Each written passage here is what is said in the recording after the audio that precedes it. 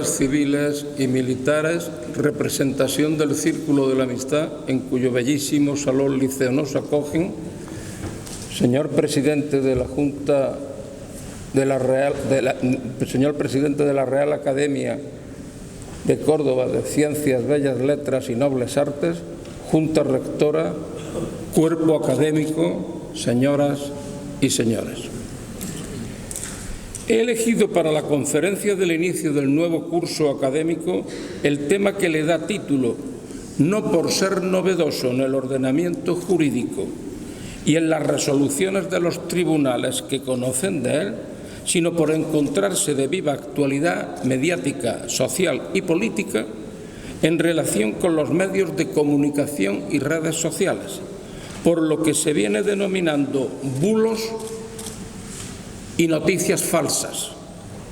Me niego a emplear anglicismos cuando el concepto aparece claro en el vocabulario de nuestra rica lengua cervantina. Voy a obviar los antecedentes históricos de estos derechos fundamentales, pues en atención al tiempo razonable de esta conferencia, creo de mayor interés para el foro que exponga el actual estado de la cuestión. Solo diré que el devenir histórico de la libertad de palabra ha precisado años de maduración hasta implantarse en las sociedades occidentales, y así lo expuso el académico de honor de esta Real Academia, señor Muñoz Machado, en su discurso de ingreso en la Real Academia Española, sustituyendo en el sillón R minúscula de esa docta institución a don Antonio Mingote. Legislación aplicable. Frontispicio de ella es el artículo 20 de la Constitución, que establece como derechos fundamentales el derecho de información y el derecho de libertad de expresión. Complemento de ese precepto, por lo que aquí nos ocupa, es el artículo 18 de la Carta Magna, que dispone que se garantizará el derecho al honor, a la intimidad personal y familiar y a la propia imagen. Y desarrollo del anterior precepto es la Ley Orgánica 1/1982 de protección civil, recargo civil, del derecho al honor, a la intimidad personal y familiar y a la propia imagen. La presente conferencia la he acotado a esto último, a la Ley 1/82 y por lo tanto a la que garantiza los derechos de la personalidad. Y dentro de ello he hecho una subacotación con el derecho al honor. No se puede ignorar que esos derechos gozan de una protección penal, pero ello queda extramuros de esta ley, aunque la protección penal tendrá siempre preferente aplicación. También queda extramuros de esta ley aquellas decisiones de las administraciones públicas que apliquen derecho comunitario en relación con medios de comunicación, aunque tangencialmente afecte al derecho de información o de libertad de expresión. Las reclamaciones contra ellas podrán culminar, debido al procedimiento correspondiente y, en su caso, en el Tribunal de Justicia de la Unión Europea, en su función de intérprete del derecho de la Unión, y que tiene declarado que carece de competencia para conocer de aquello que afecte a los derechos de la personalidad. Falta por citar, y si es de aplicación a la materia que nos ocupa, el Convenio Europeo de Derechos Humanos y Libertades Fundamentales, hecho en Roma en el año 1950. Dicho convenio se adhirió a él España muchos años después, por lo cual está, digamos, sujeta al convenio en sí y a la interpretación que del mismo hacen el tribunal que de ello se encarga, que no es otro que el Tribunal de Derechos Humanos con sede en Estrasburgo. El artículo 10 de dicho convenio es el que reconoce el derecho de información y de libertad de expresión. Este precepto se trasladó casi literalmente al artículo 11 de la Carta de Derechos Fundamentales de la Unión Europea, que trata también sobre la libertad de expresión y de información. Voy a obviar en esta conferencia un cauce también civil del derecho fundamental al honor, recogido en el artículo 18 de la Constitución, cuál es el derecho de rectificación, por cuanto la he acotado a la Ley 1/1982 y por prever y regular un cauce singular cuya exposición no sería posible en un escaso margen de tiempo.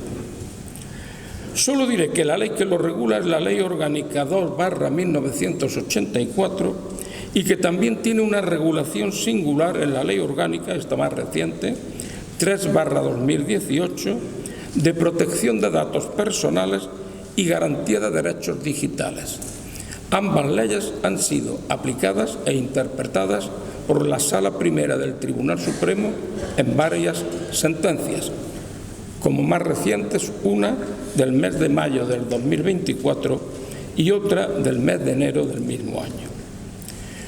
Una vez que he expuesto la legislación aplicable, que puede ser premiosa, pero necesaria para lo que se trata después, procede detenerse en el aspecto conceptual de los derechos en cuestión. El primer bloque, derecho de información y de libertad de expresión.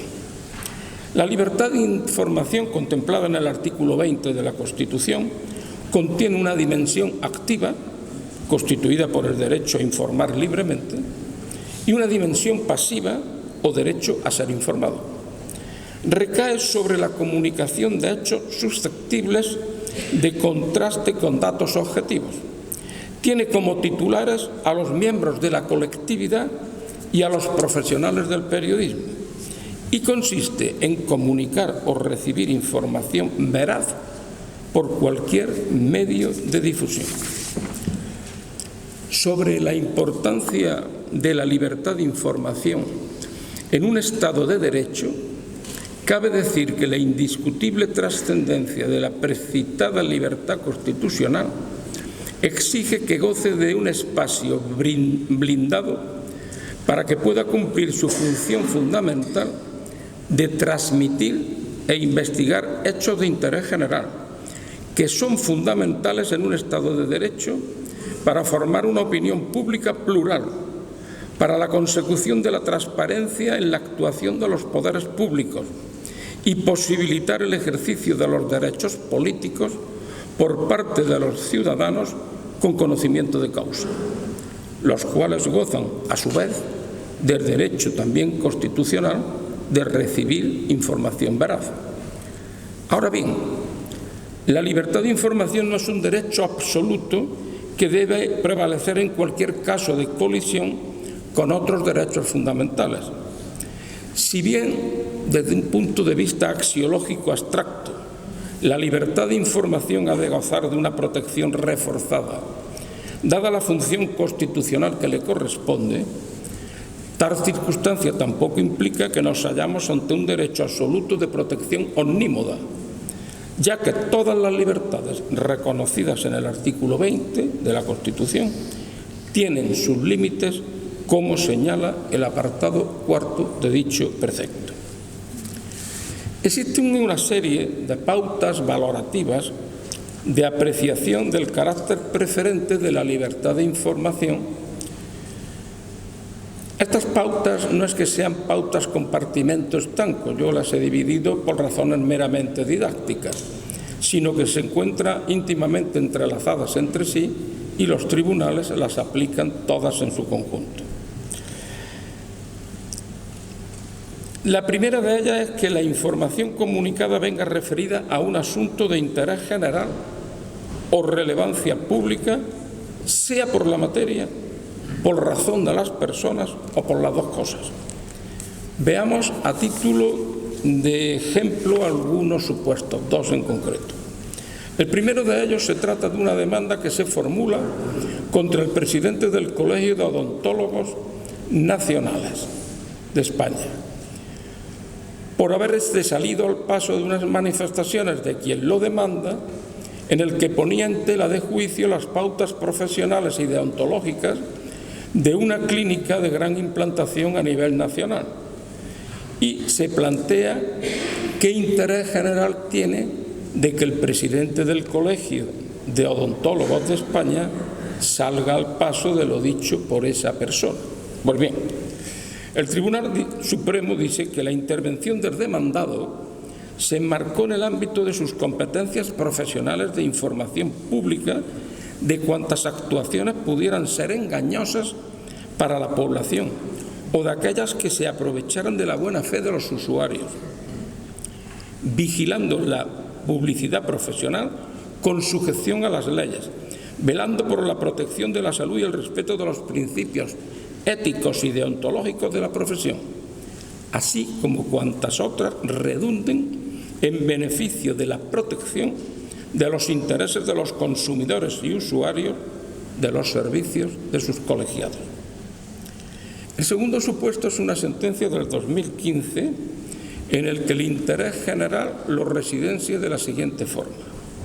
Afirma que la libertad de expresión adquiere mayor peso cuando se informa sobre temas de corrupción, sobre todo cuando los sujetos implicados ocupan o han ocupado cargos públicos, pues en tales casos la comunicación pública de hechos noticiosos o la expresión de una opinión crítica al respecto es, además de lícita, necesaria para hacer efectivo el derecho de los ciudadanos a conocer cómo se gobiernan los asuntos públicos.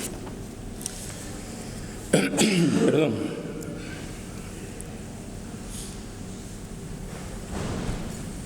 La segunda pauta es la proporcionalidad, es decir, que no se usen expresiones inequívocamente injuriosas o vejatorias. El requisito de la proporcionalidad no obliga a prescindir de la concisión propia de los titulares o de las demás particularidades propias del lenguaje informativo, oral o escrito, salvo cuando más allá de las necesidades de la concisión del titular, en este se contengan expresiones que sin conexión directa con el resto de la narración sean susceptibles de crear dudas específicas sobre la honorabilidad de las personas. Acerca del juicio de la proporcionalidad, la jurisprudencia considera que para analizar la entidad lesiva de las palabras o expresiones hay que prescindir de su valoración aislada, de su significado gramatical y estar al contexto en el que fueron proferidas, y admite que se refuerce la prevalencia de la libertad de expresión respecto del derecho al honor en contextos de contienda o conflicto tanto de naturaleza política cuanto laboral, sindical, deportivo, procesal y otros. La última pauta, pero no por ello la menos importante, es el requisito de la veracidad, que es un requisito legitimador de la libertad de información. En definitiva, y tal como destaca la jurisprudencia constitucional, la libertad de información puede llegar a ser considerada prevalente sobre los derechos de la personalidad garantizados en el artículo 18 de la Constitución, no con carácter absoluto, sino caso por caso, en tanto la información se considere veraz y relevante para la formación de la opinión pública sobre asuntos de interés general, y mientras su contenido se desenvuelva en el marco del interés general del asunto al que se refiere. Vemos que esta sentencia del Tribunal Constitucional compendia las tres pautas y las interrelaciona entre sí, como yo antes decía. Merece detenerse, aunque sea someramente, en el requisito de la información veraz. La apreciación de este requisito no está exenta de dificultades, en tanto en cuanto el pluralismo existente en la sociedad democrática viene acompañado de divergentes visiones de la realidad social. Por otra parte, si elevamos el listón de la información al grado de certeza, la mayoría de los hechos noticiosos no podrían ser difundidos y, por consiguiente, el derecho de información se resentiría al no cumplir su trascendente función cara a la formación de la opinión pública. Ahora bien, como destaca el Tribunal Supremo, tampoco cabe banalizar el requisito de la veracidad, que protege frente al rumor, voz que corre entre el público, y la intuición, meros presentimientos, susceptibles de menoscabar injustamente el honor de las personas, y constituye un derecho elevado a rango constitucional. Desde la perspectiva expuesta se ha identificado la información veraz con el resultado de una razonable diligencia por parte del informador a la hora de contrastar la noticia de acuerdo con pautas profesionales, ajustándose a las circunstancias del caso, aunque la información, con el transcurso del tiempo, pudiese ser desmentida o no resultar confirmada. Por el contrario, falta esa diligencia cuando se transmiten como hechos verdaderos simples rumores carentes de constatación o meras invenciones. Por tanto, el informador, si quiere situarse bajo la protección del artículo 20 de la Constitución, tiene un especial deber de comprobar la veracidad de los hechos que expone mediante las oportunas averiguaciones y empleando la diligencia exigible a un profesional. Del mismo modo, el estándar de diligencia profesional en el marco del artículo 10 del Convenio Europeo de Derechos Humanos se sitúa en la conducta subjetiva del informador. ¿Cómo ha obtenido la información? Si la ha contrastado, si se basa en informes oficiales, si ha actuado de buena fe. No es óbice para la apreciación del requisito de la información veraz que se incurran en errores circunstanciales, pero siempre que no afecten a la esencia de lo informado. Avanzando en la cuestión se llega al distinto ámbito tuitivo de la libertad de expresión y de la libertad de información, con sus correlativas consecuencias. La libertad de expresión, a diferencia de la libertad de información, ampara la manifestación de valoraciones, opiniones o juicios subjetivos que como tales quedan al margen de la demostración fáctica, aunque han de contar con un cierto apoyo o sustento de tal clase. Se impone entonces como consecuencia jurídica que a la persona a la que ejercita la libertad de expresión no le sea exigible la prueba de la veracidad o diligencia en su averiguación, que sí condiciona en cambio la legitimidad del derecho de información, como hemos visto antes. Ahora bien, como ya se ha expuesto, la libertad de expresión ha de contar con unos hechos que le sirven de fundamento. Así lo exigen nuestros tribunales y el Tribunal Europeo de Derechos Humanos en una sentencia que nos afecta en España, la de 14 de junio del 2016, Jiménez Los Santos contra España, cuando exige la existencia de una base fáctica suficiente en la cual se sustentan las palabras litigiosas. Si no la hubiere, este juicio de valor podría revelarse excesivo. He dejado aparte, porque la doctrina científica también lo hace, una doctrina muy importante, pero que está estrechamente relacionada con la veracidad en la información, que es la doctrina del reportaje neutral.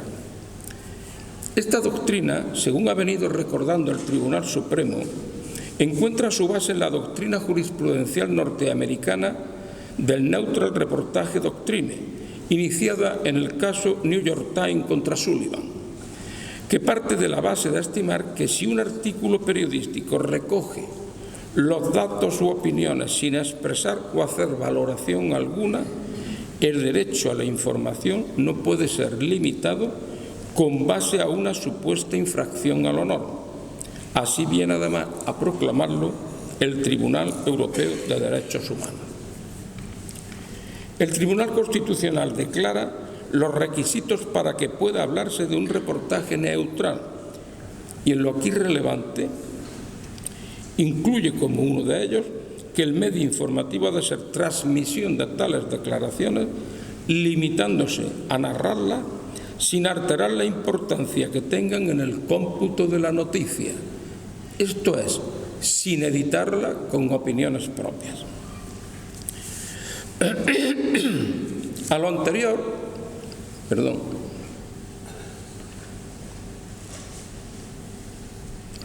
añade el Tribunal Supremo que el reportaje neutral o información neutral exige ausencia de indicios racionales de falsedad evidente de lo transcrito, a fin de evitar que el reportaje neutro sirva indebidamente a la divulgación de simples rumores o insidias. Como colofón a lo expuesto sobre el derecho de información y de libertad de expresión, hemos de decir también, con arreglo a nuestra jurisprudencia, que corresponde a los medios de comunicación social la forma de presentación de la información. Y ahora pues paso al segundo bloque, que es el del derecho al honor. Hemos citado con reiteración el derecho al honor al tratar del derecho de información y de libertad de expresión, y procede ahora a detenerse en el concepto de este. No aparece definido en el ordenamiento jurídico, y de ahí que sea un concepto jurídico indeterminado, que se hace depender de las normas, ideas y valores sociales de cada momento, y que no es ni puramente subjetivo, pues cada cual tiene el suyo, ni puramente objetivo. Se ha puesto el acento a la hora de definirlo, tanto por la doctrina como por la jurisprudencia, en la dignidad personal, que se refleja en la consideración de los demás y en el sentimiento de la propia persona. Sin olvidar que el honor constituye, como acabamos de decir, un concepto jurídico cuya precisión depende de las normas, valores o ideas sociales vigentes en cada momento, y con cuya protección se ampara a las personas frente a expresiones que la hagan desmerecer en la consideración ajena, al ir en su descrédito o menosprecio, o que sean tenidas en el concepto público por afrentosas. Su protección jurídica se concreta a través del artículo 7 de la Ley Orgánica que comentamos, la 1/1982, conforme al cual tendrán la consideración de intromisiones ilegítimas en el ámbito de protección delimitado por el artículo 2 de la ley, la imputación de hechos o la manifestación de juicios de valor a través de acciones o expresiones que de cualquier modo lesionen la dignidad de otra persona, menoscabando su fama o atentando contra su propia estimación. Para poner un colofón algo amplio a esta conferencia, he, seleccionado en el original varios, aquí solamente me voy a referir a 3, varios supuestos de los que has conocido nuestros tribunales. Aquí hay algo debajo. Y a ver si se me ha metido un perro. Y me informa una pierna. Varios supuestos en los que han intervenido nuestros tribunales para valorar la colisión entre ambos derechos. Por tanto, una vez expuesta de forma concisa y esquematizada la legislación vigente aplicable a los derechos en colisión, el concepto de estos y la técnica de ponderación entre ellos que utilizan los tribunales para decantarse por la preferencia de uno u otro, en atención a las circunstancias concurrentes en cada caso, voy a detenerme a título de ejemplo en unos pocos, dejando patente la ingente cantidad de conflictos de esta naturaleza que conocen y resuelven nuestros tribunales. El primero del que voy a tratar es muy simple, parece banal, pero posiblemente de los que estemos aquí, pues sea uno que nos podemos encontrar en cualquier momento. Y es el siguiente, uno de una sentencia de 29 de junio del 2020. El supuesto consiste en la colocación de una pancarta en la terraza de una vivienda con un texto que daba a entender claramente que el local comercial propiedad del demandante infringía la normativa municipal y no cumplía los requisitos para ejercer la actividad como bar. Según la Sala, la sentencia recurrida aplica correctamente la doctrina jurisprudencial, pues la recurrente era plenamente consciente de las molestias que desde hacía años venía causando a los vecinos de la comunidad colindante por ruidos excesivos, malos olores e incumplimiento de los horarios. Y cuando se colocó la pancarta todavía subsistían esas irregularidades que impedían que el local tuviera licencia de actividad. En ese contexto de larga duración, pasividad de la demandante y retraso en la respuesta de la Administración, no puede considerarse desproporcionada la conducta del demandado, que ante la gravedad de la situación sufrida se limitó a instalar un cartel durante unos meses con un texto carente de cualquier término o expresión insultante u ofensiva y en el que se aludía exclusivamente a la situación constatable de incumplimiento normativo que afectaba al local en cuestión y que retiró de su terraza inmediatamente después de que tuviera conocimiento de la obtención de la licencia de actividad definitiva. Otro caso que traigo a colación es uno relativo al honor del pueblo de Cataluña. Y el conflicto es el siguiente.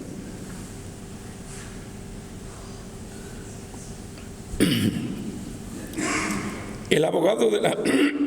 Perdón, es que tengo un catarreo. El abogado de la Generalitat de Cataluña interpuso una demanda de juicio ordinario. Es preferible toser y que se enteren a que no se enteren de nada. El abogado de la Generalitat de Cataluña interpuso una demanda de juicio ordinario contra un conocido periodista y contra la cadena de televisión que emitía su programa, en la que solicitó que se declarara que los demandados habían cometido una intromisión ilegítima en el honor del pueblo catalán. Inicialmente manifestó actuar en representación y defensa del pueblo catalán.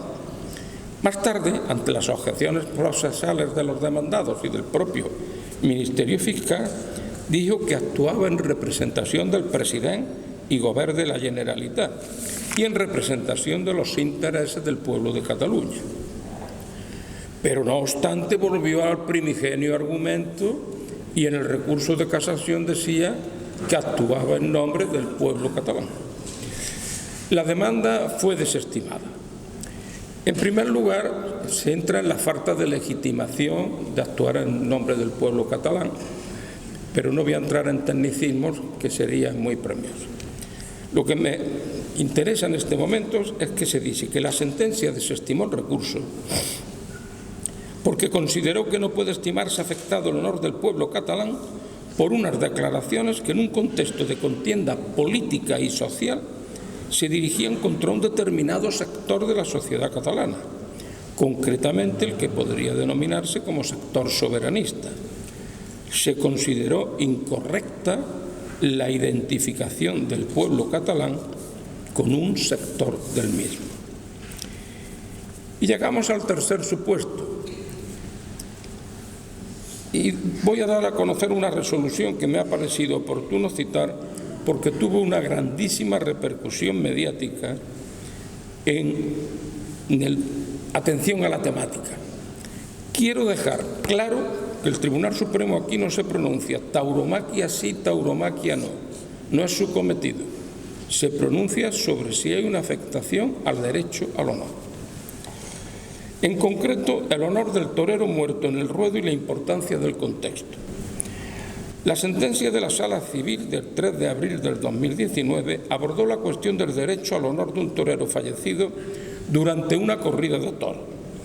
La demanda fue interpuesta por sus padres y su viuda contra una concejal animalista que publicó un comentario en su cuenta de Facebook y que tuvo gran repercusión mediática y que los demandantes consideraron ofensivo del honor del fallecido. Fueron unas manifestaciones colgadas en el muro de Facebook, como digo, de esta concejal al día siguiente de la muerte del torero. Y en ella no solo nos mostró una mínima compasión hacia ese luctuoso suceso, sino que manifestaba un sentimiento de alegría o alivio por la muerte de quien tachaba sin ambajes de asesino. Esta muerte, según manifestaba la demandada en su cuenta, tenía aspectos positivos. La sentencia es una consideración previa acerca de que la solución de la colisión entre los derechos fundamentales y, consecuentemente, entre los principios encarnados en ellos, consiste en que, tomando en cuenta las circunstancias concurrentes en el caso concreto, se indiquen las condiciones bajo las cuales un derecho fundamental prevalece sobre el otro. Tras esto, se analizaron esas circunstancias que concurrían. En primer lugar, se consideró que las manifestaciones de la demandada violentan y perturban el dolor de los familiares y la memoria del difunto, especialmente por el momento en que se profirieron, inmediatamente después de la muerte del torero, y por el tono vejatorio empleado. Se dice además y se insiste que un elemento fundamental que hace que la ponderación entre los derechos en conflicto deba decantarse a favor de la protección del derecho al honor es el relativo a las circunstancias en que se produjeron las manifestaciones de la demandada, justo tras la muerte del torero. Los usos sociales delimitan la protección del derecho al honor, y entre los usos sociales de una sociedad civilizada se encuentra como exigencia mínima de humanidad el respeto al dolor de los familiares ante la muerte de un ser querido, que se ve agravado cuando públicamente se veja al fallecido. Habida cuenta de estas circunstancias, se consideró que la estimación de la demanda de protección del derecho al honor y la restricción de la libertad de expresión que la misma supone reúne los requisitos de estar prevista en la ley, ser necesaria en una sociedad democrática para conseguir una de las finalidades enumeradas en el apartado segundo del artículo 10 del Convenio Europeo de Derechos Humanos, la protección de la reputación o de los derechos ajenos, y ser proporcionada, pues se trataba de una estimación de una demanda civil de consecuencias mucho menos severas que la condena penal, y que está encaminada fundamentalmente a reparar el honor del ofendido, en este caso su memoria, y aliviar el dolor de los familiares mediante la reparación de la reputación del fallecido, por lo que se respetan las exigencias de proporcionalidad en la restricción de la libertad de expresión. La demandada condenada recurrió en amparo ante el Tribunal Constitucional y en sentencia de 10 de mayo del 21 denegó el amparo al no apreciar vulneración del derecho a la libertad de expresión. Entre otros razonamientos de gran contundencia, afirma que en un contexto social donde la tauromaquia forma parte del patrimonio cultural español, el mensaje publicado por la demandante de amparo en la red social Facebook, a las pocas horas de producirse el fallecimiento, acompañado de una fotografía en que se mostraba malherido y calificando a la víctima de asesino y opresor, representa una injerencia innecesaria y desproporcionada en el derecho al honor del fallecido. Añade que en una sociedad democrática y civilizada, un comportamiento que menoscabe injustificadamente el respeto debido a la dignidad humana, al dolor de los familiares y al honor del fallecido no está amparado en la libertad de expresión. Y llego a la conclusión. Solo me resta, para poner fin a esta conferencia, decir que lo que me ha inducido a su elección y exposición es hacer ver que los tribunales, con apoyo en el ordenamiento jurídico vigente, vienen ofreciendo una tutela efectiva a los derechos de la personalidad, en nuestro caso el honor de las personas físicas o jurídicas, en aquellos supuestos en los que con la técnica de la ponderación así proceda frente a los derechos de información o de libertad de expresión. Es cierto, y no se me pasa por alto, que existe una laguna, no baladí, sino de hondo calado. ¿Cuál es? La de las redes sociales. Me limito a citarla, pues sería tema para una conferencia ya sola. Solo apunto y a diario se leen artículos jurídicos y en prensa en tal sentido, de la necesidad de una regulación de estas redes, pues la realidad social y cultural lo exige. A título de ejemplo, el problema del anonimato de quien a través de las redes informa o emite una opinión. Naturalmente, esta regulación debe partir de los derechos fundamentales de información y de libertad de expresión y de la trascendencia que tienen los mismos, sin incluir en ellos límites desproporcionados a tan importantes derechos. Señoras y señores, les pido mi respeto por la atención que me han prestado, he dicho.